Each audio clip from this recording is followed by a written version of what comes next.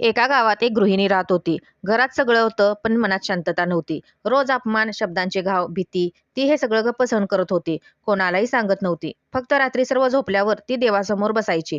एक दिवस ती अक्कलकोटचे श्री स्वामी समर्थ यांच्या दर्शनाला आले. डोळे भरलेले, ओठ थरथरत होते, पण तिने काहीच मागितलं नाही. स्वामी समर्थांनी तिच्याकडे पाहिलं आणि विचारलं, "तू बोलत का नाहीस?" ती म्हणाली, "स्वामी, बोलले तर घर तुटेल, न बोलले तर मी तुटते." स्वामी काही क्षणात शांत राहिले.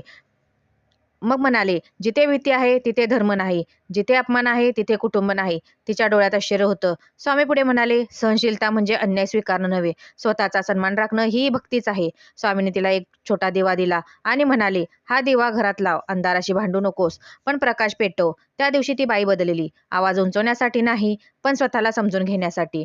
तिने मदत मागायला सुरुवात केली, विश्वासू लोकांशी बोलली आणि घरात शांततेचा मार्ग निवडला.